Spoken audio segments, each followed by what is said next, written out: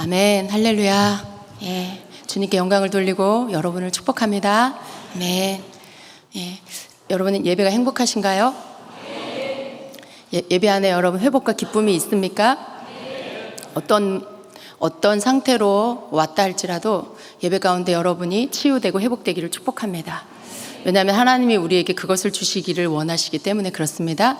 그러니까 우리가 주님 앞에 초점을 맞추고 이 안에서 정말 주님만 내가 바라보면서 그분을 높이고 예배할 때에 주님이 무조건적으로 부어주시는 그 은혜가 있습니다. 그냥 비가 하늘에서 쏟아지는 것처럼 그냥 하나님께서 부어주시는 은혜가 있습니다. 그걸 여러분 다 받으시는 여러분 되기를 축복합니다. 예, 여러분의 생각이 주님께 있다라면 여러분 그것을 반드시 받게 되어 있습니다. 그래서 그 시간 가운데 여러분이 고침받고 치유되고 회복되어지는 그런 축복을 받는 여러분 되시기를 축복합니다. 아멘. 예, 오늘 말씀 같이 보겠습니다. 사무엘상 13장 8절로 14절 말씀입니다. 저와 함께 교독하겠습니다. 네. 사무엘상 13장 8절로 14절 말씀. 사울은 사무엘이 정한 기한대로 이레 동안을 기다렸으나 사무엘이 길갈로 오지 아니하매 백성이 사울에게서 흩어지는지라.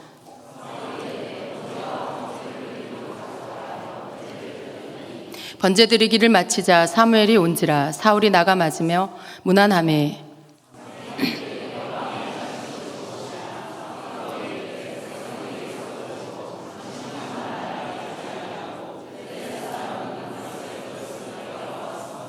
이에 내가 이르기를 블레셋 사람들이 나를 치러 길갈로 내려오겠거늘 내가 여호와께 은혜를 간구하지 못하였다 하고 부득이하여 번제를 드렸나이다 하니라.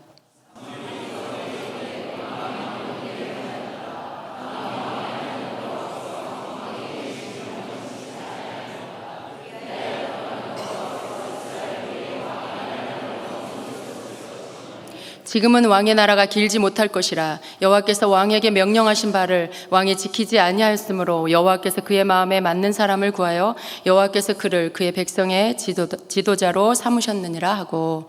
아멘. 아멘. 여러분 주님께서 여러분에게 원하시는 것이 무엇일까요?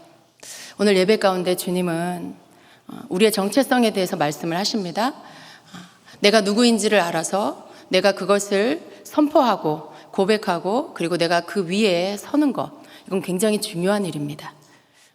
여러분 내가 누구인지 아는 거, 우리가 육신적으로도요, 내가 누구의 자녀예요. 어느 내 엄마 아빠의 자녀인데 어떤 때 그 부분에 대해서 흔들릴 수 있어요.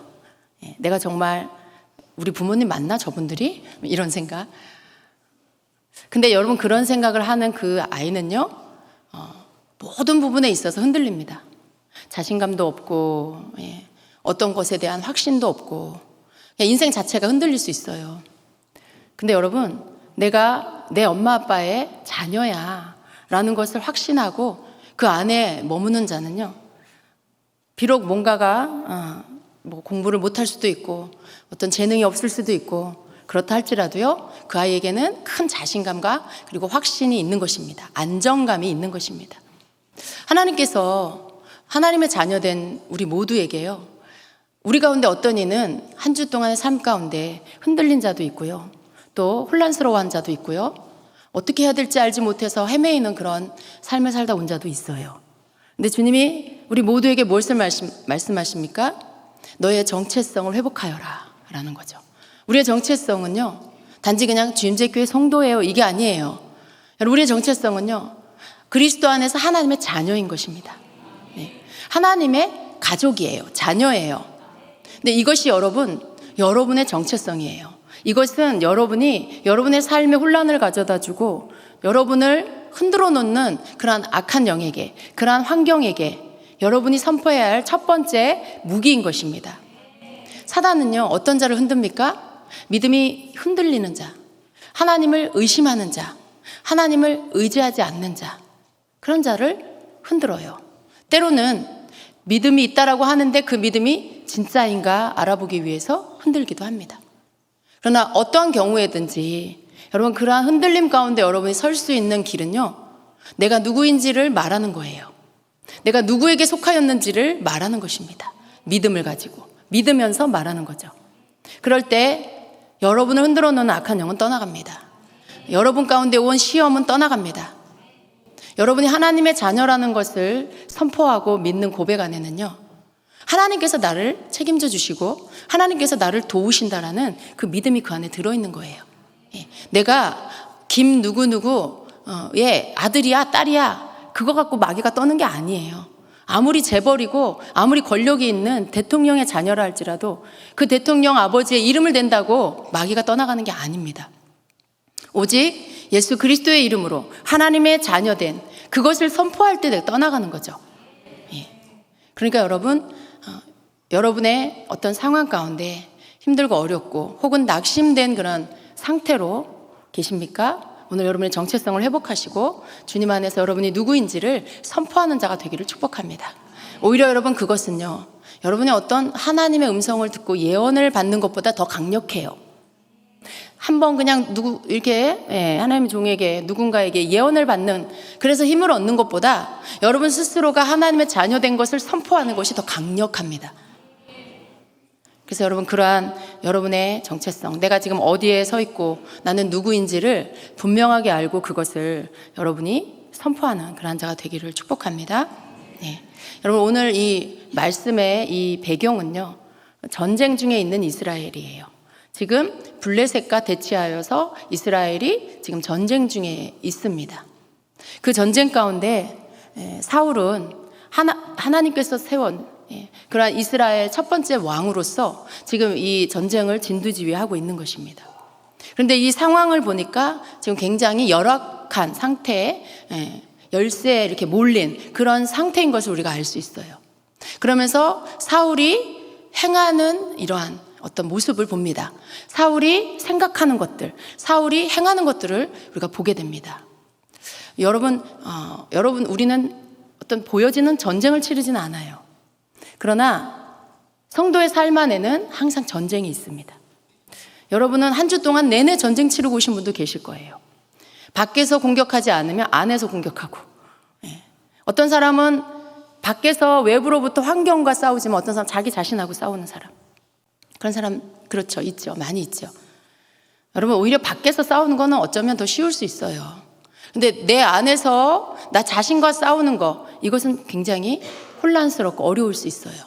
그럼 어찌되었든 여러분 우리는 이렇게 실제로 눈에 보이는 전쟁을 치르진 않지만 성도의 삶은요 계속해서 전쟁인 것을 여러분 아셔야 합니다. 여러분 우리가 전쟁 중에 있어요. 전쟁 중에 있어요. 사울처럼 전쟁 중에 있습니다. 그런데 이 전쟁 중에 있는 우리가 어떻게 이 전쟁을 이길 것인가, 여러분 그것에 대한 전략을 가지고 계십니까? 그냥 무조건 예수 이름으로 막 칼을 막 휘둘리면 아무거나 휘둘리는 것 가운데 하나 맞고 이렇게 죽을까요? 여러분 우리가 전쟁을 치르는 이 상황 가운데 하나님이 주시는 전략이 필요합니다. 하나님이 주시는 전략이 우리에게 있어야 합니다. 때마다 일마다 전쟁의 성격은 다 달라요. 어떤 땐 돈 문제, 어떤 땐 사람 문제, 어떤 땐 내 자신의 문제, 건강의 문제, 관계의 문제, 여러 가지로 전쟁의 이 성격은 다 달라요. 그런데 그러한 전쟁 가운데 여러분이 매번 한 가지 방법으로 예전에 이걸로 싸웠는데 이겼어 라고 해서 계속 그 방법만 계속 써먹는다고 해서 승리하는 게 아니에요. 하나님께서는 그때그때마다 우리가 구하기를 원하시고요, 그리고 전략을 주시기를 원하십니다. 그래서 그 전략을 가지고 이기는 자가 되기를 원하세요. 그런데 사울은요, 오늘 이 전쟁 가운데 하나님 앞에 어떤 그런 하나님과 함께 싸우는 전쟁이었나, 하나님 앞에 전략을 구하는 전쟁이었나, 이렇게 살펴보게 됩니다. 사울은 지금 어떤 상황에 놓여 있느냐면, 왕이 된 이후에 여전히 블레셋이 이스라엘을 간섭합니다. 완전히 지배하진 않지만 곳곳에 블레셋 수비대를 두고 간접적으로 계속 지배를 하고 있었습니다. 사울의 아들 요나단은 굉장히 용맹스러운 사람이에요. 믿음이 있어요. 자기네 나라에 왕이 있는데, 그 아버지가 왕인데 적군이 와가지고 자기네 나라에 영향을 주고 거기에 수비대를 계속 철수하지 않는 이러한 모습에 요나단은 용맹스러움을 이제 드러내고 수비대를 이렇게 한번 가서 쳤습니다. 그런데 블레셋은 이스라엘을 굉장히 얕보지요. 감히 너희 이스라엘이 우리를 쳐? 라고 한 거죠. 블레셋이 이제 이스라엘을 미워하기 시작합니다. 그리고는 가서 가만두지 않을 거다. 너희들 거기 계속 거라. 이렇게 된 거죠. 그래서 이제 블레셋이 군대를 이제 몰고 이스라엘로 쳐들어온 것입니다. 이스라엘을 공격해 온 것이죠. 그 상황 가운데 사울이 이스라엘에 이 싸울 사람들을 모집을 했는데 인원이 겨우 3,000명이에요. 물론 더 있었지만 다 나머지는 돌려보내고 사울이 선택한 그 명수가 3,000명입니다. 자기가 2,000명을 데리고 있고 요나단에게 1,000명을 주어서 그 전쟁을 치르려고 합니다. 그런데 지금 적군인 블레셋이 쳐들어오는데 그들을 보니까 그들은 지금 이게 아니에요. 이 규모가 지금 사울이 생각하는 규모가 아닌 것입니다.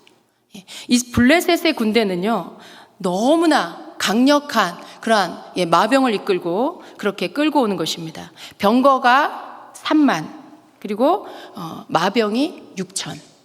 그러면 3만 6천입니다. 지금 이스라엘 군대는 몇 명이에요? 3,000명이에요. 12배의 차이가 납니다.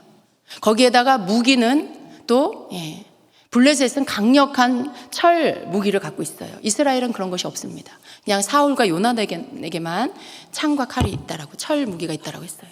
근데 이러한 아주 열악한 상황에 사울은 지금 전쟁을 치러야 하는 그러한 상황이 된 것입니다. 여러분 같으면 어떻게 하시겠어요? 여러분 같으면 어떻게 할까요? 그런 상황에. 사람들은 도망가기 시작합니다. 몰려오는 블레셋 군대를 보니까 너무 어마어마해요. 이거는 싸움이 되지 않는 그러한 어떤 이 군대의 차이가 나는 거죠. 사람들이 도망가기 시작해요. 숨기 시작해요. 막 흩어졌어요. 이리저리 막 숨어 들어갑니다. 여러분, 그런 상황에 사울은 그것을 보고 있죠. 이걸 어떻게 하면 좋을까? 마음이 초조해지고 답답해집니다. 생각난 사람이 있어요. 자기를 왕으로 세워주고 자기를 계속해서 지도해준 선지자 사무엘이 생각이 납니다. 사무엘이 오기로 했는데 왜 이렇게 빨리 안 오지? 사무엘이 빨리 와야 되는데 라고 생각하면서 계속 사무엘이 오기를 기다리고 있습니다. 여러분, 그런 상황 가운데 이제 사무엘이 늦어지고 있어요. 7일 후에 오겠다고, 7일째 될 때 오겠다고 했는데 지금 안 오고 있습니다. 마지막 날이 되어서 사울은 계속 사무엘을 기다리다 더 이상은 안 되겠다. 더 이상은 안 되겠다. 곧 블레셋이 이제 나에게로 와서 우리를 죽일 것 같다 라고 한 거죠. 그러면서 어떻게 합니까? 이제 행동을 합니다. 행동에 옮겨요. 그리고 번제물을 가져와라. 그리고 자기가 그 제사를 집도해서 하나님께 제사를 드립니다. 번제를 드려요. 여러분, 하나님이 제사를 드리고 그러면 다 좋아하실 것 같죠? 그런데 그렇지가 않아요. 하나님은 레위 지파의 제사장이 하나님 앞에 제사를 드리도록 그렇게 법을 정하셨어요. 아무나 드리는 게 아니에요. 그런데 지금 사울은 레위 지파도 아니고 제사장도 아니에요. 그런데 하나님 앞에 자기가 번제물을 잡아서 하나님께 제사를 드리고 있습니다. 이렇게 하면 하나님께서 우리를 승리하게 하시겠지. 이렇게 하면 하나님께서 지난번에도 미스바에서도 사무엘이 하나님께 번제 드렸을 때 하나님께서 그렇게 승리하게 하셨으니까 이렇게 하면 이기게 하시겠지라고 생각한 거죠. 그리고 사무엘이 그런 행동을 합니다. 여러분, 우리가 사무엘이 이렇게 이런 행동을 한 것을 우리가 보면서 지금 우리가 읽은 본문 가운데 보면 결론이 뭐예요? 사울이 그런 것이죠. 그리고 그 상황 가운데 이제 번제 제사 드리는 일들이 막 끝나자마자 사무엘이 거기에 도착합니다. 그리고는 사무엘이 사울에게 왕이여 도대체 무슨 일을 한 겁니까? 라고 묻죠. 그건 무슨 일을 했는지 몰라서 묻는 게 아니고요. 너무나 끔찍한 일이 그 자리에 있었기 때문에 하면 안 되는 일이 그 자리 현장 가운데 있었던 것을 그 상황들을 보고 알았기 때문에 지금 사무엘은 너무나 당황스러워서 물어본 거죠. 지금 왕이 도대체 무슨 일을 한 겁니까? 라고 한 거죠. 근데 그런 상황 가운데 사울은 사무엘에게 이제 자기가 왜 그랬는지를 막 설명을 해요. 자기가 이랬고 상황이 이랬고 사무엘 당신 기다리는데 안 왔고 블레셋은 나를 막 잡아 죽이려고 쳐들어오는 것 같고 조금만 더 있으면 이제 곧 우리는 다 죽을 것 같고 그래서 내가 어쩔 수 없이 번제를 드렸습니다 라고 이렇게 말을 합니다.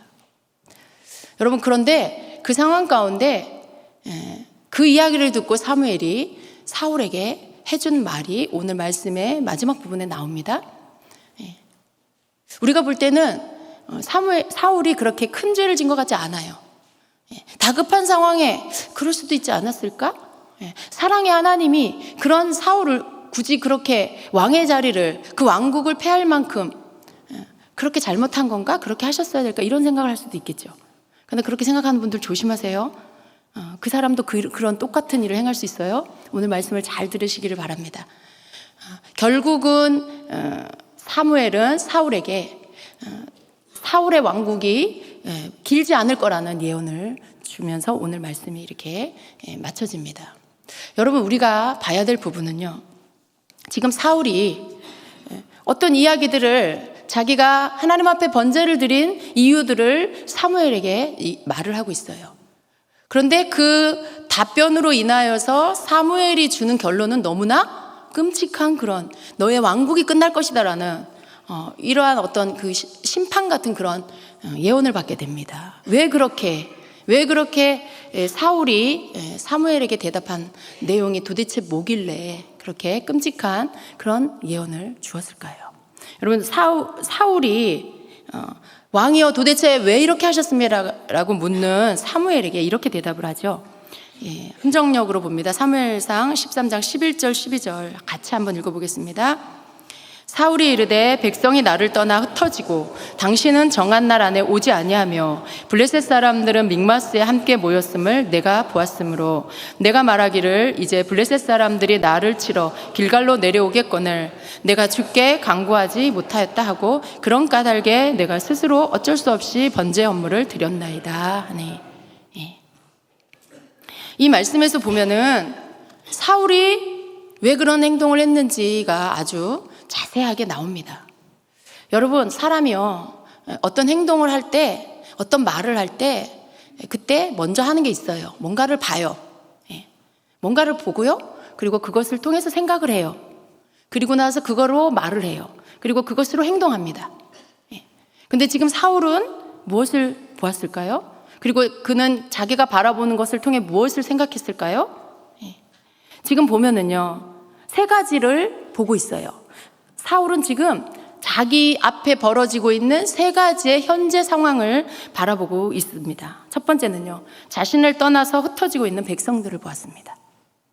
두 번째는요, 사무엘을 기다리는데 정한 날 안에 오지 않고 있는 이 상황을 보고 있습니다. 그런데 사실은 사무엘은 정한 날에 왔어요. 이 번제를 드린 시간과 사무엘이 도착한 시간은 단지 시간차가 있을 뿐이지 다음 날이 아니에요. 같은 날에 먼저 일어나고 나중에 일어난 일인 거죠.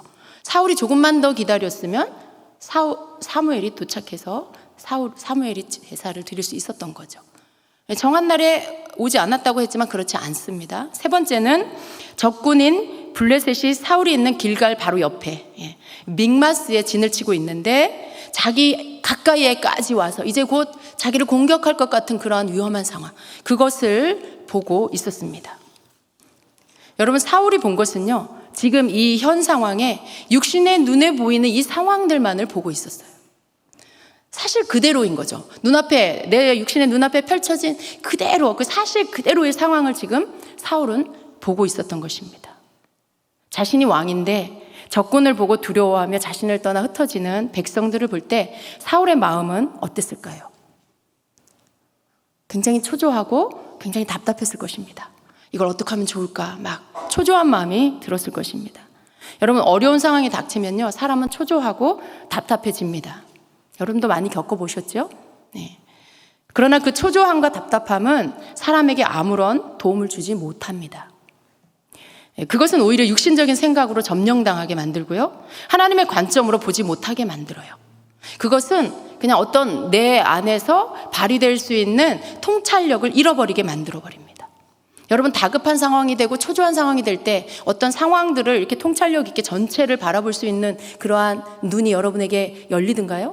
그렇지 않아요. 어떤 상황에 내 마음이 이미 당황하고 이미 초조해지고 이미 답답해지면요, 벌써 뭔가 전체적인 것들을 볼 수 있는 눈이 가려져 버립니다. 통찰력을 가질 수가 없어요. 네.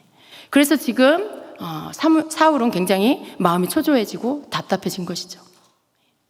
그래서 사람들은요, 그런 상태, 어떤 내가 답답해지고 초조해진 이 상황에 조급한 마음으로 어떻게 해요? 어떤 행동을 해버리고요, 결정을 해버리게 됩니다.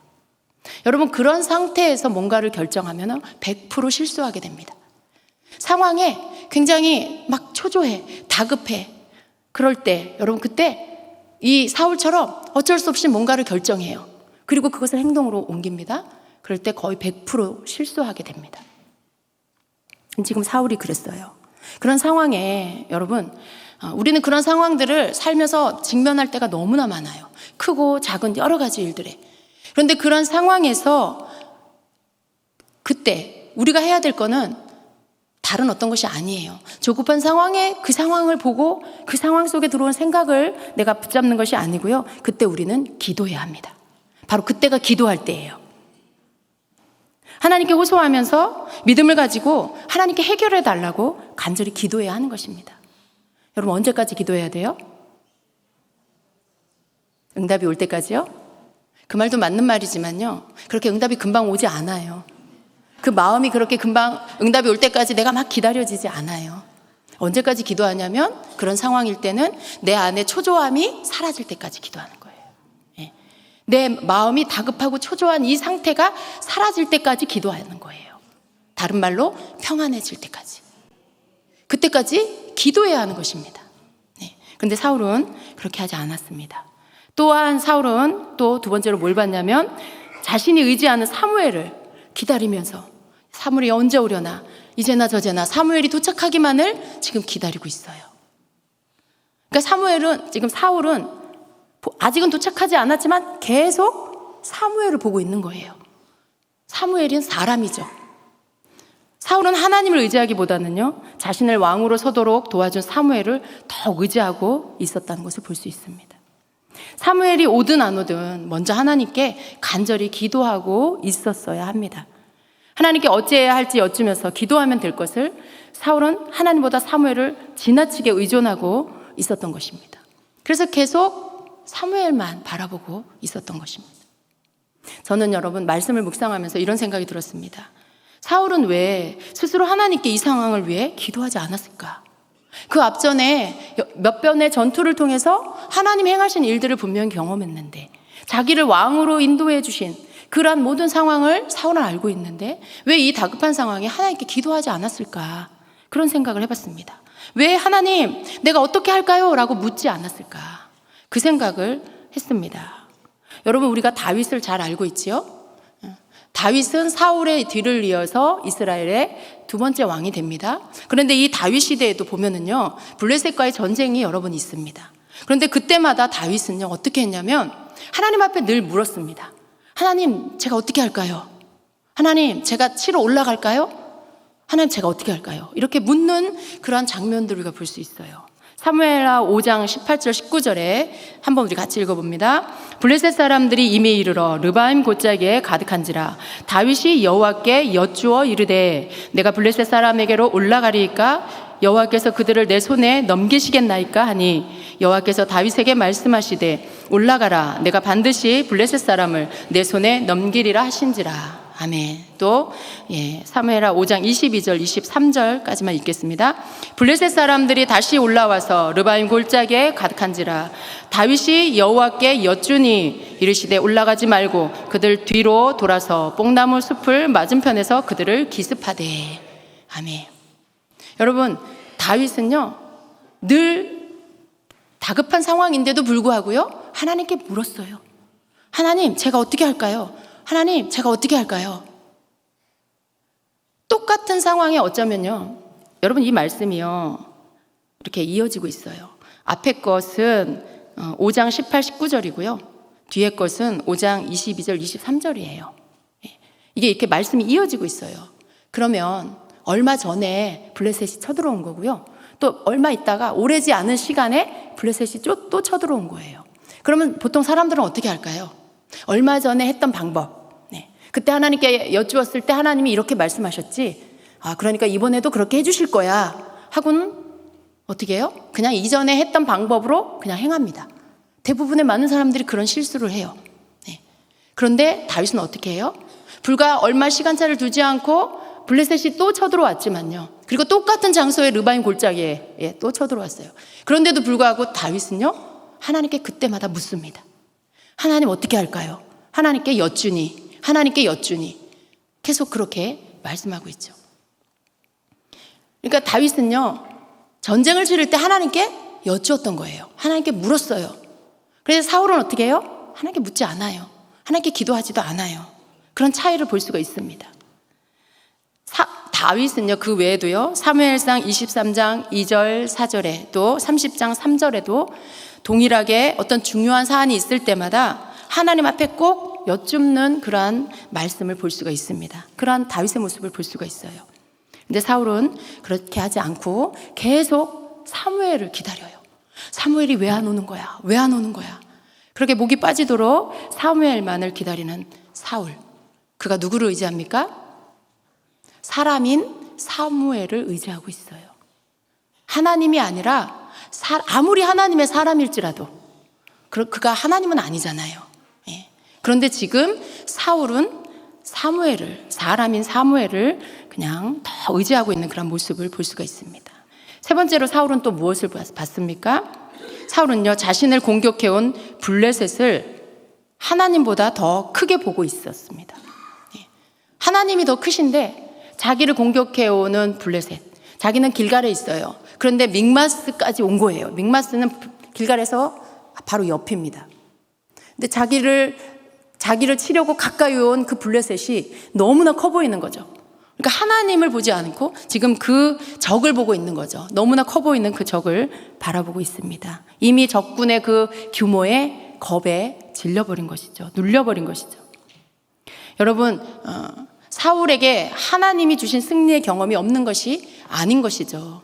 이미 길르앗 전투에서 하나님이 이기게 하셨고요. 또 미스바에서 모였을 때에도 하나님께서 우레를 보내고 천둥을 보내서 블레셋 군인들을 다 어지럽게 하셔서 다 흩어버리셨어요. 그러한 경험을 이미 사울은 했던 것이죠. 근데 여러분, 우리는 어떤 상황 가운데서 하나님께서 지난 시간 가운데 나에게 해주셨던 일들, 하나님께서 승리하게 하셨고 이기게 하셨고 통과하게 하셨던 그 하나님의 도우심, 여러분 그 상황을 이렇게 현재 상황을 보면은요, 그런 것들이 생각이 안 나요. 하나님이 하신 일들이 생각이 안 나요. 다 잊어버려요. 지금 사울은요, 다 잊어버렸어요. 아무것도 하나님이 행하신 일들을 기억하지 못하는 사람처럼 지금 그렇게 행하고 있습니다. 사울은 그저 눈앞에 진을 치고 있는 너무나 커 보이는 적군만 눈에 보일 뿐인 것입니다. 여러분, 사울은 무엇을 본 거예요? 자기 육신의 눈에 보이는 것을 보았습니다. 육신의 귀에 들리는 것을 들었습니다. 그의 생각은요, 현실의 상황과 육신적인 감각들 뿐이었어요. 그의 시각과 그의 청각은요, 하나님을 향해 있지 않았습니다. 그의 보이는 대로 생각했고 들리는 대로 생각했습니다. 우리는 하나님을 믿는다고 하면서도 얼마나 많은 때에 내가 보는 대로, 보이는 대로 생각하고 들려오는 대로 생각하는지 모릅니다. 여러분, 우리가 그럴 때가 많이 있어요. 그냥 내 눈에 보이는 대로 생각해요. 그냥 내 귀에 들리는 대로 들려진 것을 가지고 생각해요. 하나님을 생각하지 못합니다. 얼마나 자주자주 사람을 보고 하나님보다 더 사람을 의지하고 의존하는지 모릅니다. 그리고 매번 현실 상황만 보고 그 상황의 영향을 받는 것입니다. 모든 생각의 출처가 육신의 일에 가 있는 이 사울의 이 행한 일들, 결국 하나님께서 하지 말라고 하시는 명령, 하나님의 금하시는 것들을 무시하고 자기 자신을 위해서 제사를 드려버립니다. 믿는 자가 육신의 일을 먼저 생각할 때요, 가장 많이 실수하는 게 뭐냐면 자기 생각대로 일 처리를 해버려요. 여러분, 믿는 자가 육신의 일을 먼저 생각할 때, 육신의 눈으로 보고 그것으로 생각하고 그것으로 뭔가 생각하고 또 들려지는 대로 생각할 때 가장 많이 실수하는 게 바로 그냥 자기 생각대로 일 처리를 해버린다는 것이에요. 사울도 그랬습니다. 여러 가지 눈에 보이는 상황에 마음이 눌리고 초조해지자 하나님의 뜻이나 하나님의 말씀이 전혀 생각나지 않았던 것입니다. 세상보다 크신 분이 하나님이신데 그 상황 속에서 하나님보다 블레셋이 더 커 보였던 것입니다. 결국 사울은 넘지 말아야 할 선을 넘어서 하나님께서 망령되이 여기시는 것을 하고 말았습니다. 왜 그랬냐고 묻는 사무엘에게 사울의 대답은 상황이 부득이해서 그랬다라고 말해요. 어쩔 수 없어서 그랬다라고 말해요. 여러분, 이 사울의 대답을 봅니다. 12절 하반절에 보면요, 내가 부득이하여 번제를 드렸나이다 이렇게 말해요. 또 흠정역에는 이렇게 번역합니다. 내가 스스로 어쩔 수 없이 번제 헌물을 드렸나이다 이렇게 말해요. 여러분, 뭔가 좀 익숙한 그런 구절 아니에요? 그런 단어 아니에요? 그런 용어죠. 여러분, 우리가 많이 쓰는 그런 말 아닌가요? 내가 어쩔 수 없어서 그랬어요. 부득이해서 그렇게 했어요. 그런 말이죠. 근데 지금 사울이요, 하나님 앞에서 엄청난 실수를 하고 그리고 나서 왜 그랬냐라고 물을 때 내가 어쩔 수 없어서 그렇게 했어요 라고 말해요. 여러분, 근데 이러한 사울의 행동에 대해서 사무엘이 뭐라고 말하냐면 왕이 어리석게 행하였나이다 이렇게 말해요. 지금 여기 개역개정에는 왕이 망령되이 행하였나이다 라고 되어 있는데 이 원어의 뜻은요, 어리석게 행하였다라는 뜻이에요. 여러분, 이 내가 어쩔 수 없어서 그랬어요 라고 하는 게 다른 말로 무슨 말이에요? 어리석다라는 거예요. 어리석게 행하는 것이라는 거예요. 우리는 이 어리석음을 버려야 합니다. 사람은 하나님을 보지 못하고 하나님의 뜻을 생각하지 못하면 어리석은 자가 돼요. 딴 것 때문에 어리석은 게 아니에요. 사람이 미련하고 어리석은 건요, 하나님을 잊어버려서 어리석은 거예요. 그냥 하나님을 잊어버리면요, 그냥 짐승하고 똑같아요. 지금 사울은 그러한 지금 실수를 하고 있습니다. 하나님 앞에서 왜 사울은 이런 어리석은 행동을 했을까? 잘 기억하시기를 바랍니다. 사울이 이 일로 인해서 사울의 왕국이 길지 않으리라는 예언을 사무엘에게 받게 됩니다. 우리 13절, 14절을 다시 한번 보겠습니다. 사무엘이 사울에게 이르되 왕이 망령되이 행하였도다. 왕의 하나님 여호와께서 왕에게 내리신 명령을 지키지 아니하였도다. 그리하였더라면 여호와께서 이스라엘 위에 왕의 나라를 영원히 세우셨을 것이거늘 지금은 왕의 나라가 길지 못할 것이라. 여호와께서 왕에게 명령하신 바를 왕이 지키지 아니하였으므로 여호와께서 그의 마음에 맞는 사람을 구하여 여호와께서 그를 그의 백성의 지도자로 삼으셨느니라 하고. 지금 사울은 사무엘에게서 이런 예언을 받아요. 이제 사울의 왕국이 길지 않을 것이라고. 그런 끔찍한 예언을 받게 됩니다. 근데 여러분, 사울은요, 하나님께서 금하시는 이 어리석은 일을 행하고 나서도요, 하나님께 온전히 회개하는 모습을 보이지 않습니다. 그저 자기 변호에 급급해요. 사무엘은 사울에게 왕의 나라가 길지 못할 것이라는 예언을 전했는데 이 예언을 듣고도요, 사무엘이 하나님 앞에 온전히 돌이켜 회개해야 하는 모습이 보이지 않아요. 그냥 어떤 자기 변호만 있을 뿐이죠. 여러분, 실수하고 잘 몰라서 실수하고 잘못할 수 있어요. 그런데 그것보다 더 나쁜 건 뭐냐 하면 그것을 깨닫지 못하고 알려줘도 회개하지 않는 거, 돌이키지 않고 온전히 회개하지 않는, 그게 더 큰 잘못입니다. 하나님께서 만약에 사울이 이러한 잘못을 깨닫고 다윗처럼 하나님 앞에 철저하게 회개했다라면요, 하나님 용서해 주셨을 거예요. 하나님이 다시 그 말씀하셨던 것들에 대해서 다시 돌이켜 주셨을 거예요. 그런데 사울은 회개하지 않습니다. 그게 실수한 것보다 더 나빠요. 하나님이 보실 때는 기회를 줬는데도 회개하지 않는 사울의 모습을 보시면서 너무나 하나님 마음이 답답하셨을 것입니다. 지금 사무엘이 사울에게 준 이 예언의 내용 가운데 보면은요, 우리가 한 가지 또 알아야 할 것이 있습니다. 여러분, 우리가 생각할 때는 이런 생각을 할 수가 있어요. 하나님께서 처음부터 사울을 그저 잠깐 왕으로 썼다가 패하고 하나님 마음에 맞는 다윗을 실제로 이스라엘의 본격적인 왕으로 세우려고 하셨던 게 하나님 계획 아닌가요? 이렇게 말할 수 있어요. 그렇게 알고 있는 분들도 많이 있어요. 그런데 여러분 그렇지 않습니다. 우리가 예언을 잘 보면은요, 처음부터 하나님의 뜻이 계획이 그게 아니었다라는 것. 처음부터 그게 아니었어요. 처음부터는 그게 아니었어요. 그런데 사울로 인해서 이것이 바뀌어진 거죠. 말씀을 자세히 보면은요, 13절에 보면 사무엘이 이렇게 말하죠. 왕이 하나님 여호와께서 왕에게 내리신 명령을 지키지 아니하였도다. 그리하였더라면 여호와께서 이스라엘 위에 왕의 나라를 영원히 세우셨을 것이거늘. 이 말은 무슨 말이에요? 하나님의 명령대로 잘 순종했으면 왕의 나라가 계속 이어졌을 것입니다 라는 거예요. 근데 사울이 그렇게 하지 않았기 때문에 하나님께서 뜻을 바꾸셨다는 것입니다. 여러분, 하나님은 뭐를 다 정해놓고 그냥 그렇게 하시지 않아요. 우리가 잘 알아야 합니다. 하나님께서 미리 다 결정해놓고 그냥 우리가 마치 연극하듯이 각본에 의해서 우리가 움직여지고 그런 거 아니에요. 모든 때마다 하나님은 우리에게 선택권을 주세요. 하나님께서 우리에게 선택권을 주셔서 내가 뭘 선택하는지를 결정하게 하세요. 지금 이 상황 속에서도 사울이 하나님을 바라보고 하나님을 선택할 거냐, 아니면 이 현재 상황을 보고 이 상황 가운데서 들어오는 생각을 가지고 내가 행동을 하고 결정할 거냐, 이 결정이 누구에게 있어요?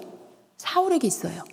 그런데 사울은요, 하나님을 바라보지 않고 자기 현재 상황에 육신의 눈에 들어오는 것대로 그것을 받아들고 거기에서 주어지는 생각을 선택했어요. 그리고 그것을 가지고 행동했습니다.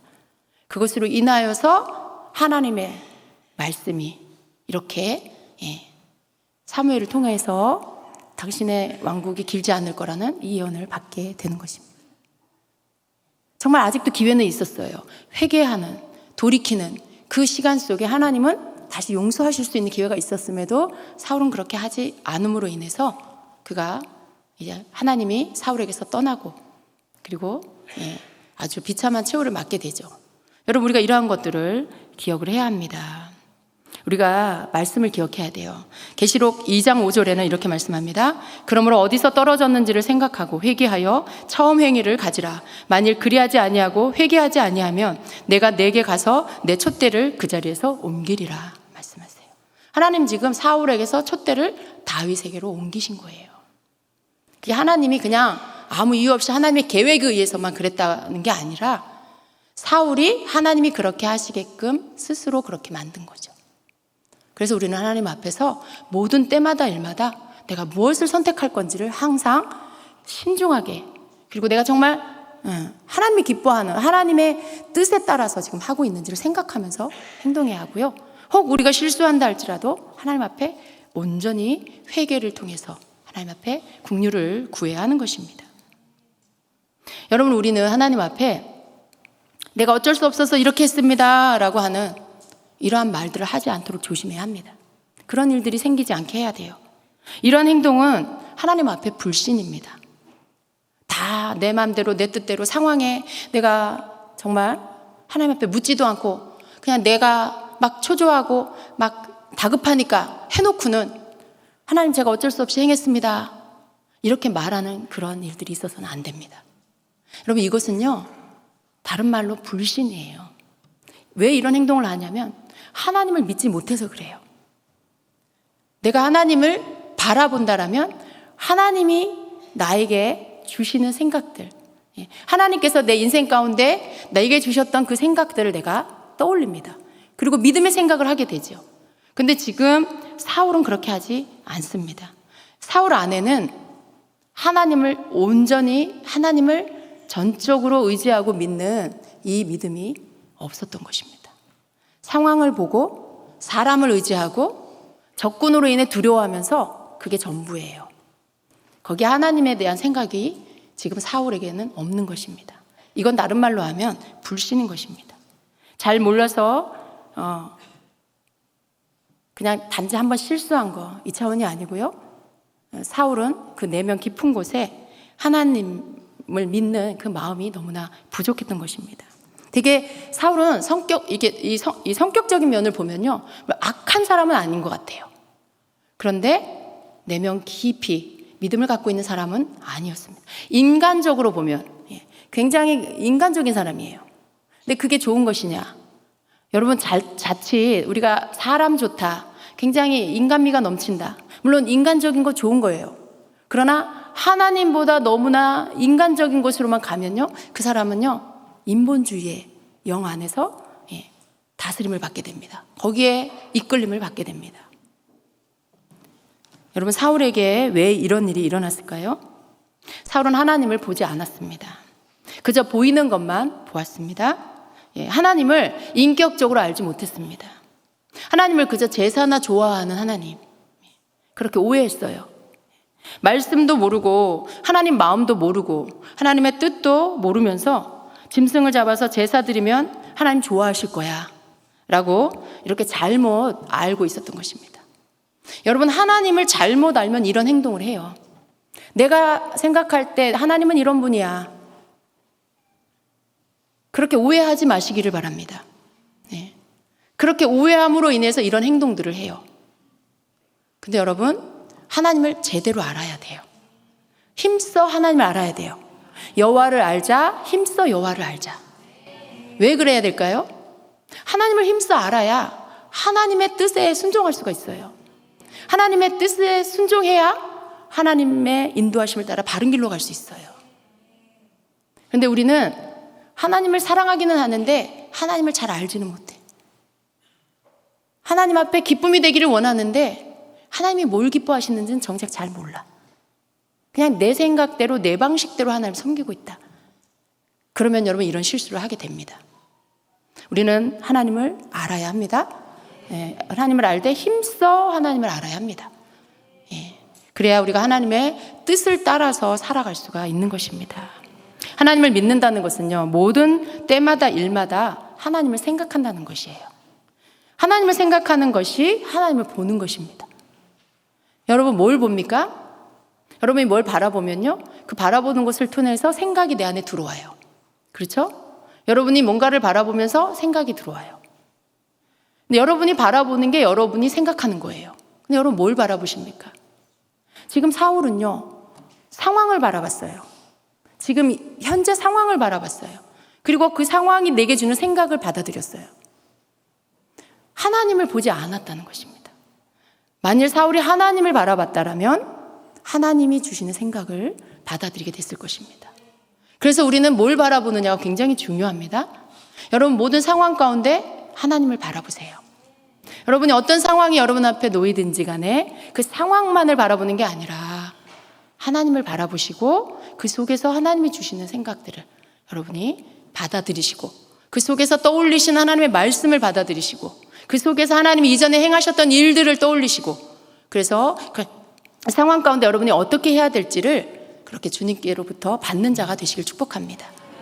정말 사울처럼 사무엘만 기다리는 사람을 의지하는 자가 되지 마시고 그 상황 가운데 하나님 앞에 기도하는 자가 되시기를 축복합니다. 그래서 하나님, 제가 어떻게 할까요? 하나님, 제가 어떻게 해야 합니까? 하나님 앞에 기도하면서 하나님의 인도함을 받는 그런 여러분이 되시기를 축복합니다. 하나님을 잊어버리면 딴 생각이 듭니다. 문제를 보게 되고 상황을 보게 됩니다. 어떻게 일 처리를 해야 할지 우왕좌왕하게 돼요. 사람의 말만 무성하게 되고 잘못된 결정을 하게 됩니다. 여러분, 급할수록 돌아가라고 했죠. 어떠한 상황에서도 하나님을 믿고 생각하면 하나님께 그리고 여쭈면 그렇게 하나님께서 주시는 것으로 결정할 수 있습니다. 우리가 이렇게 할 때 우리가 이러한 실수를 줄일 수가 있는 것입니다. 믿음이 여러분에게 있습니까? 우리의 믿음은요, 딴 게 아니에요. 우리의 믿음은 교회 열심히 다니는 것만 가지고 믿음 있다라고 말하지 않아요. 봉사만 열심히 한다고 해서 그 사람 믿음 있다라고 말하지 않아요. 여러분, 진짜 우리의 믿음은 뭐냐면 하나님을 신뢰하는 거예요. 하나님을 신뢰하는 거. 여러분, 누군가가 여러분 신뢰하면 여러분 너무 기쁘시죠? 저 사람이 날 믿어줘, 저 사람이 날 신뢰해 라고 할 때 여러분 인생 잘 사신 거예요. 근데 나를 믿어주는 사람이 없다, 굉장히 슬픈 거예요. 여러분, 그것은 믿음은 딴 게 아니고요. 하나님을 신뢰하는 것입니다. 여러분, 우리가 하나님을 신뢰해서 그래서 나의 결정권을 하나님께 드려야 합니다. 하나님을 신뢰해서 이 상황은 그렇지 않지만 내가 하나님을 신뢰하기 때문에 이 상황에 대한 결정을 하나님께 드리는 거예요. 당장의 이 상황에는 내가 이렇게 저렇게 막 조치를 해야 되지만 그렇게 하지 않고 하나님 앞에 결정권을 드려서 하나님을 신뢰하기 때문에 하나님 앞에 하나님이 주시는 결정을 가지고 결정하는 거예요. 이게 믿음이에요, 여러분. 그러니까 여러분의 믿음은 언제 드러나냐? 어려운 상황 가운데 여러분이 어떻게 하느냐? 그걸 여러분이 보게 됐을 때 여러분의 믿음의 현주소가 바로 거기인 것입니다. 여러분은 무엇을 지금 보고 계십니까? 여러분의 눈을 환경과 상황에서 하나님께로 돌리세요. 여러분이 주님을 바라보시기로 결정하세요. 힘써 하나님을 알기로 결정하세요. 사람보다 하나님을 더 의지하기로 결정하세요. 그래서 하나님께서 여러분에게 삶을 인도해 주시고 지금까지도 인도하신 하나님이 앞으로도 인도해 가실 것을 믿으시고 주님의 주시는 그 결정을 따라 여러분이 순종하여 나아가는 여러분 되시기를 축복합니다. 아멘. 우리 이 시간에 같이 기도하겠습니다. 말씀 가운데 드러난 여러분의 모습은 어떠한지를 여러분은 주님 앞에 보이십시오. 하나님, 그렇습니다. 내가 살과 같이 지금 현재 상황만을 보고 있었습니다.